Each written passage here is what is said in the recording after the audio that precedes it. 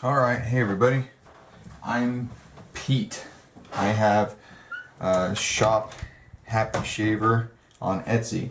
And so I thought that I'd go through some of the razors that I'm selling and some razors that in my personal collection. And today is going to be one from my personal collection. The reason I like this is because it came in its original box. This is a mid-1800s razor. The box was in great condition.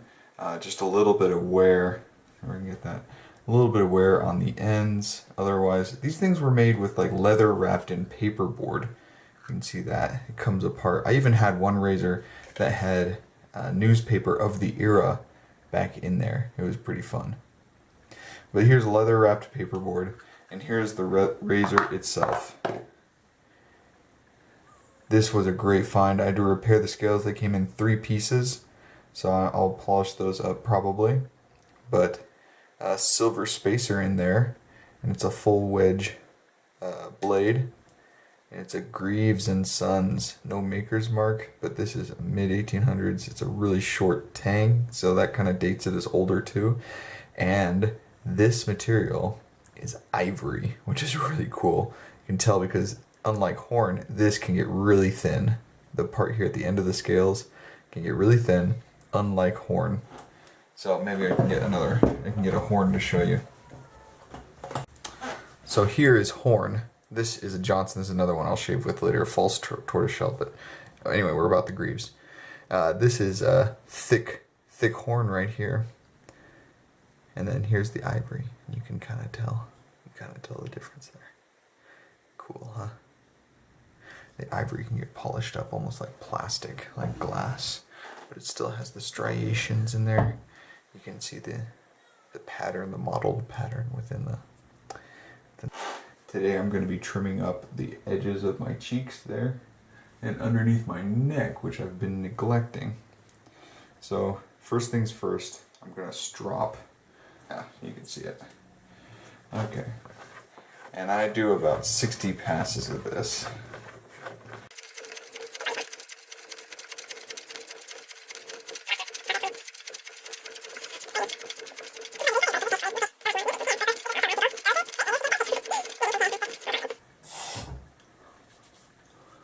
So I'll do my cheeks first. I'm using this $10 Scully brush. So it's not much, nothing to write home about. I'm using this scuttle that my good wife made me. Holds hot water in the bottom, and it holds the soap, the puck of soap in there too. And at my shop on Etsy, I have a few old Victorian era scuttles that you can go check out and see how people in the early 1900s held their soap.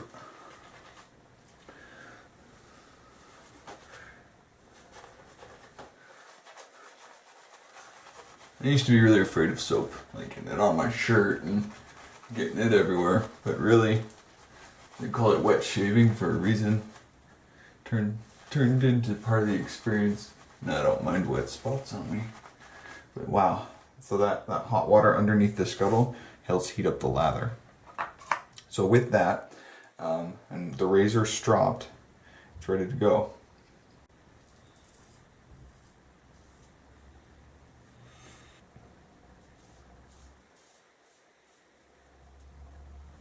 Forgive the sink.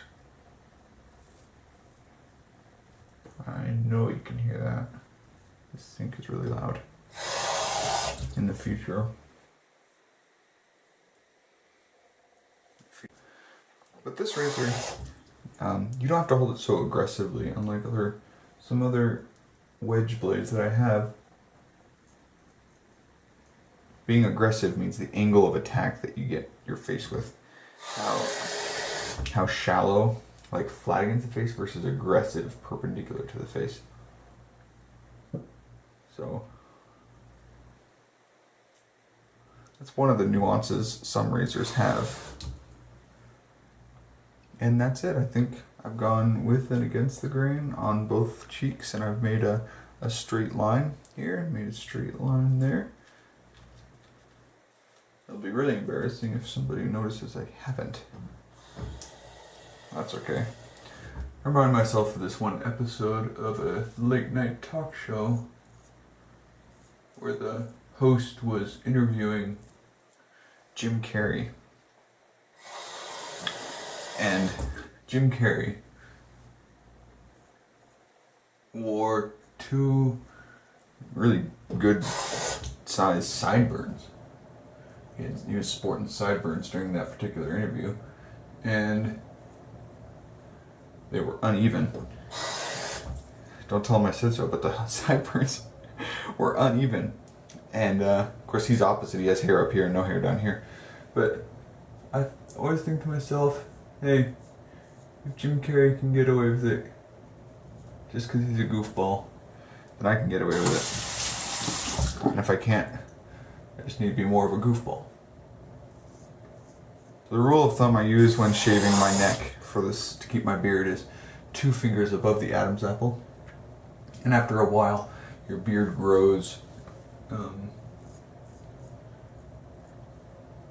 to create this really thick ridge line. So you'll feel it. You'll get through the wispy hair and get to that thick hair and you'll feel it. Just a little bit more resistance. And you go, oh, that's it. And I bring the sides all the way to the jawline. So it goes from the jawline down to 2 fingers above the Adam's apple.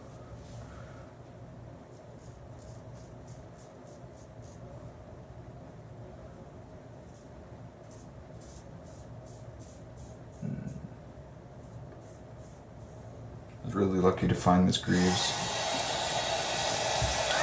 And I have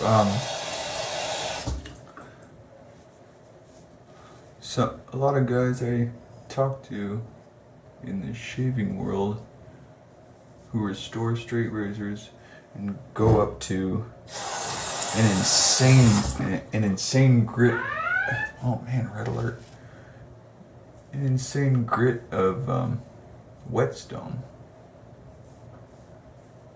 Go up to like 12,000 on their whetstone or something, and I go up to